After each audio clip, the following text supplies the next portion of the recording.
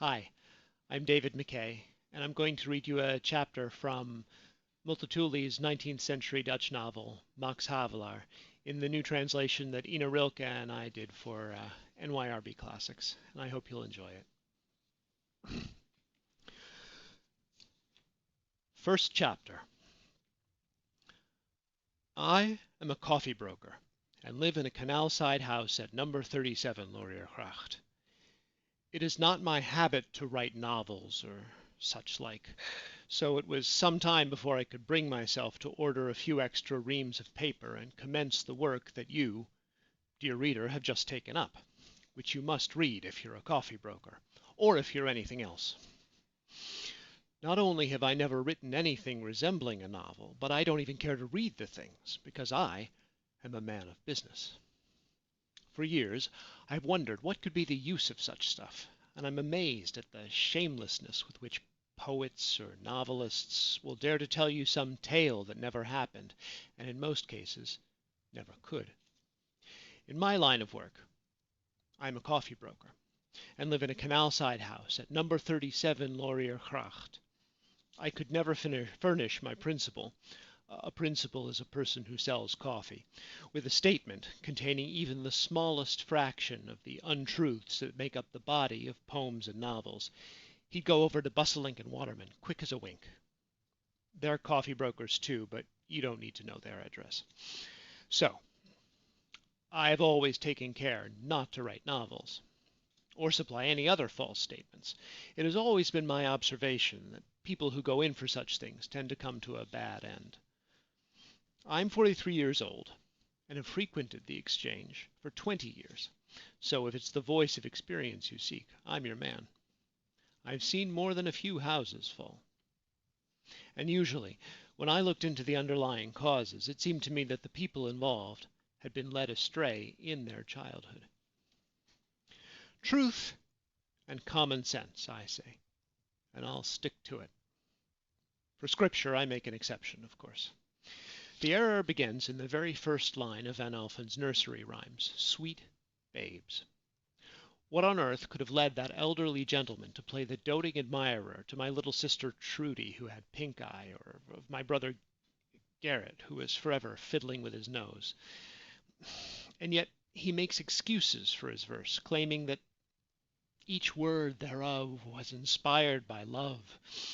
As a child, I often thought, I wish I could meet you some day, and if you refused to give me the marbles I'd ask you for, or my whole name, Batavis, spelled out in pastry letters, then I declare you a liar. But I never met Van Alphen. He was already dead, I believe, by the time we learned from his rhymes that my father was my best friend. I preferred Paultje Winzer, who lived next door to us on Batavierstraat, or that my little dog was so grateful. We didn't have dogs, because they're filthy creatures. Nothing but lies. That's how children are reared. Your new baby sister came from the vegetable woman in a big cabbage. All Dutchmen are brave and generous of heart. The Romans were grateful to the Batavians for sparing their lives. The Bey of Tunis was seized with colic when he heard the fluttering of the Dutch flag. The Duke of Alva was a monster. Low tide lasted a bit longer than usual, in 1672, I think it was, for the sole purpose of protecting the Netherlands. Lies. The Netherlands has stayed the Netherlands because our forefathers took care of business and because they had the true faith. That's all there is to it. And later, there are more lies. Little girls are angels. Whoever made that discovery never had sisters. Love is sheer bliss. Lovers flee for some purpose or other to the ends of the earth, but the earth has no ends, and besides, love is folly. No one can claim that my wife and I don't live well. She's the daughter of Burden and Company, coffee brokers. And no one can find any fault with our marriage. I am a member of the Artist Society. Her shawl cost 92 guilders. And as for the kind of crazy love that makes you want to live at the ends of the earth, we have never felt any such thing. After our wedding, we took a jaunt to The Hague. She bought flannel there. I still wear the undershirts today. And beyond that, love has never driven us out into the world. In short, all foolishness. and lies. Is it possible that I am less happily married than the people whose love makes them waste away or tear out their hair? Do you think my household would be any better off if 17 years ago I had told my girl in verse that I wanted to marry her? Balderdash! I could have done it just as well as the next man. Writing verses is a craft, certainly not as hard as turning ivory. Why else would those lozenges with rhymes on their wrappers cost next to nothing? Fritz calls them pastillas. Don't ask me why. You should look into the price of billiard balls. I have nothing against rhymes as such. If you want to regiment your words, fine, but don't say things that aren't true. A cold wind blew at 2:30. Fine by me, as long as it really was windy and 2:30. But if it was 2:45, then I, who don't regiment my words, can say a cold wind blew at 2:45. Just because the wind in the first line blew, the rhymer must make sure the second line ends with 2. It has to be 2:30 or 1:50 or what have you, or else he has to stop the wind from blowing. 1:45 is forbidden by the meter. So he makes a hash of things. Either the weather has to change or the time does. That makes one of the two a lie. And those rhymes aren't the only things that lure our children into untruthfulness. Just go to the theater sometime and hear the lies they tell. The play's hero is saved from drowning by a man on the verge of bankruptcy. Then he gives his savior half his fortune. That can't be right. When I was walking along Prinsengracht the other day, my hat fell into the canal, and a man dove in — Fritz says dived — to retrieve it, for which I gave him a few stivers, and he was satisfied. I know I'd be expected to give him a little more if he had fished me out of the water instead of my hat, but certainly not half my fortune. If that were the rule, falling into the water just twice would leave you penniless. The worst thing about those theatrical spectacles, the audience is so accustomed to all the untruths that they cheer and clap and enjoy them. I once found myself wishing I could throw all the pit seats into the water to discover whose cheers had been sincere.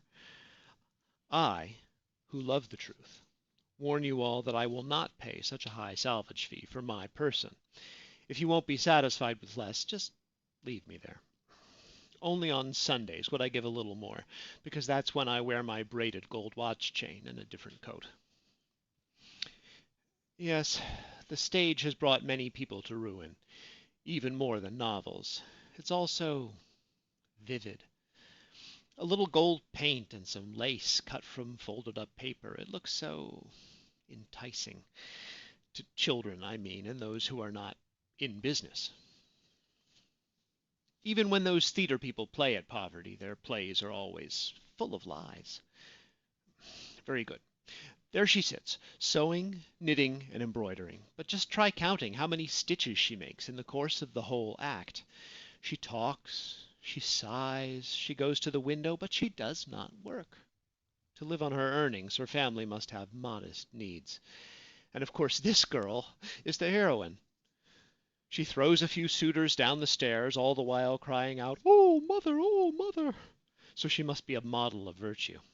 What kind of virtue takes a whole year to knit one pair of woolen stockings? Doesn't all this paint a false picture of virtue and of working for a living?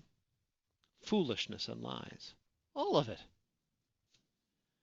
Then her first love, once a clerk with a copybook, but now as rich as Croesus, turns up again all of a sudden and marries her. Once again, lies. A man of means does not marry a girl from a bankrupt house. But even if you think an exception can be made for the stage, my objection stands, namely, that the common people's sense of truth is corrupted when the exception is taken for the rule, and that public morality is undermined by the custom of cheering for something on stage that any respectable broker or trader would regard as ridiculous madness out in the world. When I was married, there were 13 of us working at the offices of my father-in-law, Burden and Company, and business was booming. And there are still more lies in the theatre. When the hero goes off with his stiff playhouse stride to save his oppressed homeland, why do the double doors always swing open on their own? And on top of that, how can one person, speaking in verse, predict what the next one is going to say and make the rhyme easy for him? When the general says to the princess, "Too late, your highness, they have shut the gates," how does he know she's going to say, "Unsheathe your blade, then, victory awaits"? What if, after hearing that the gates were shut, she replied that she'd wait for someone to open them, or that she'd come back another day? Where would that leave rhyme and meter? So isn't it a pure fabrication that the general turns to the princess to inquire what she might like to do after the gates are shut? And anyway, what if the woman had been more interested in a good night's sleep than in unsheathing anything? All lies. And then there's virtue's reward. Dear, dear, dear. I've been a coffee broker for 17 years. Number 37, Lauriergracht. So I've witnessed a thing or two, but it always shocks me to the marrow to see the good, sweet truth so twisted. Virtue? Rewarded? Doesn't that turn virtue into a commodity? That's not the way of the world, and it's a good thing, too. For what merit would it have if virtue were rewarded?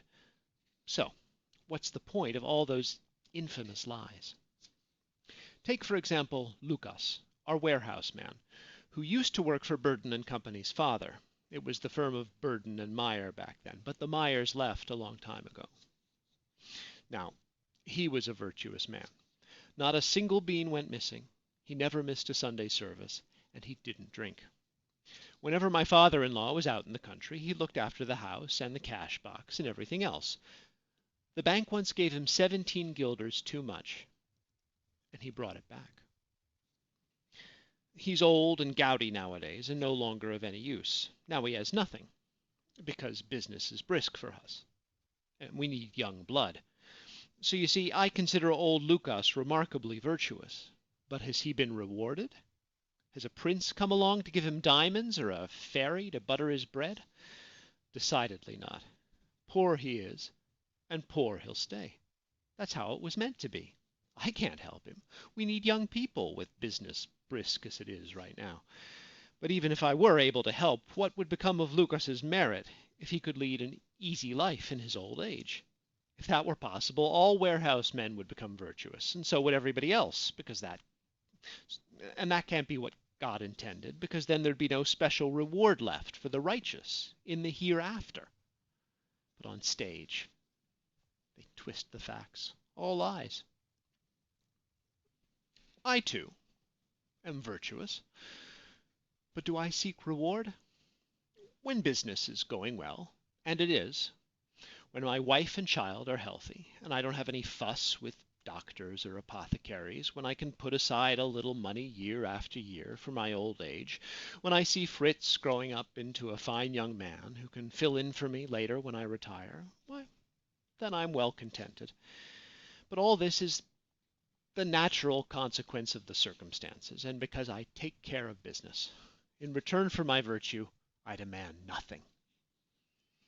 Yet the fact that I am virtuous is clear from my love of the truth. That's my foremost quality after religious devotion. And I hope you're convinced of that, reader, because it's my excuse for writing this book. A second trait, which has just as strong a hold on me as the love of truth, is my passion for my trade. You see, I'm a coffee broker. Number 37, Lauriergracht. So, there you have it, reader. It's thanks to my unimpeachable love of the truth and my nose for business that these pages were written. I'll tell you how it all came about. As I must now leave you for a moment, I'm wanted at the exchange. I invite you to join me again shortly for the second chapter. See you soon. Hang on, I've got something for you. Won't take a moment. May come in handy. See, here it is. My business card. Co, that's me, ever since the Meyers left. Old Burden is my father-in-law.